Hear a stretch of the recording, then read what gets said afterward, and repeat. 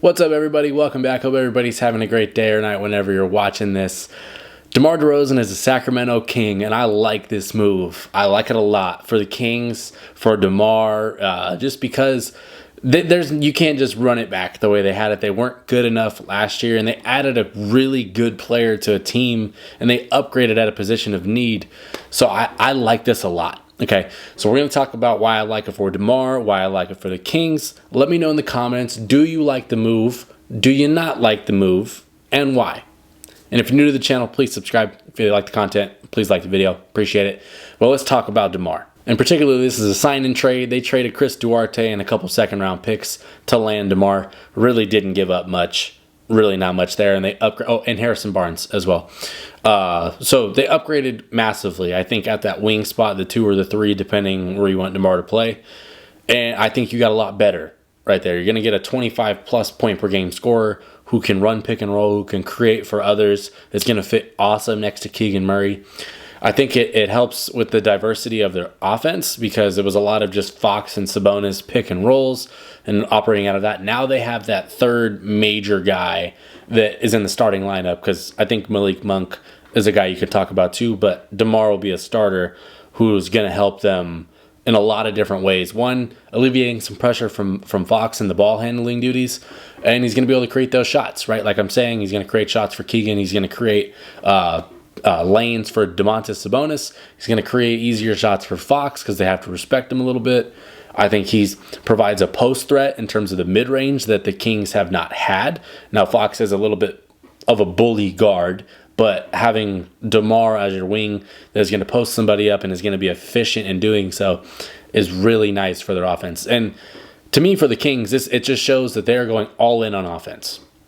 That's what this means because DeMar's not a great defender, hasn't really ever been, and they don't have a lot of lockdown guys on their team.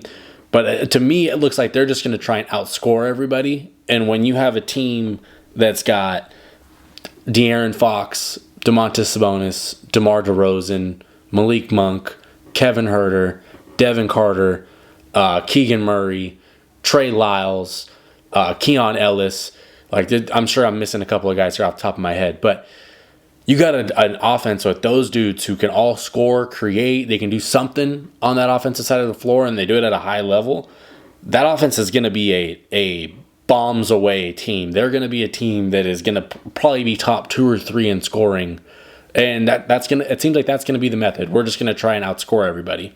And at least I like it because they're buying into just what this is going to be the philosophy. This is how we're going to win. We're going to try and gun all game long. That's what bringing in DeMar does because he's going to create for others, he's going to create for himself, and he's going to add a different facet to the offense that they haven't had, being that third option wing scorer that can score from the mid-range and create. They didn't have that before. You have Monk, too, who's going to be a 6th man, hopefully, on this team that now instead of him being your secondary creator, he's like 3rd or 4th, right? And that's going to elevate their offense, elevate their team, and make them way harder to stop, which they were already hard to stop. So now they just got even more difficult to contain. And I think that's going to bode well for them when it comes to who they're playing night in, night out, the matchups that they can exploit. They're going to be an offensive juggernaut. In the contract is not crazy. It's 3 years, 74 mil, or 75 mil, 74, 75 mil, somewhere in there. 25 mil a year, roughly. Anybody is getting 25 mil a year, it seems like, in the NBA right now. So you're going to have a very easily tradable contract if this doesn't pan out. But the reason I really like it, besides obviously adding the talent and everything that you're going to get there, and how it kind of puts everybody else in a different situation that's probably more suited for them, is if you stand pat and you don't bring him in, and maybe you don't trade for a Brandon Ingram or a Kuzma or whoever you're looking for, you can't just run it back the way that team was built. It wasn't good enough in order to compete in the playoffs, which is where they want to be, right? So this is going to be an addition that I think is going to propel them into the playoffs, and I think it will propel them into that 6 seed range because I think they're better than Portland. I think they're better than San Antonio. I think they're better than Utah. I think they're better than Golden State. I think they're better than Houston. I think they're better than the Lakers in the way their teams are built right now. This is July 7th, so who knows what happens in the next week. Teams are still filling out rosters. But that's 7 teams out of the 15 in the West right there that I think they're better than. So that puts them at 8, and I think they're very interchangeable with Phoenix and New Orleans. They're going to be a problem because they're going to be impossible to stop. And they could be like the Pacers of last year where they just, the offense is just insane and overpowered. They could easily be into that same mold. I think that they're going to be right in that 6 seed range. And it's because I truly believe that the West is so loaded at this point. Like, you look at the West, OKC got better and they were the 1 seed. Dallas got better and they were in the finals.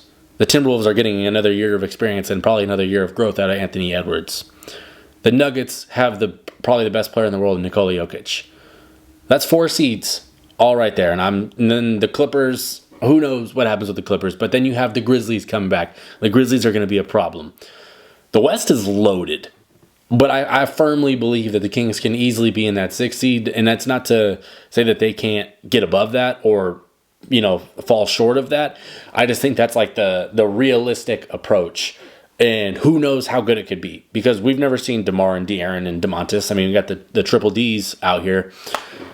Just that could be awesome. That could be incredible. And my thing is, I just don't think that the Kings have a ton of defense in order to be able to lock down when they really need it. But when your offense is as explosive as theirs could be, that's going to be a problem night in, night out for any team in the league.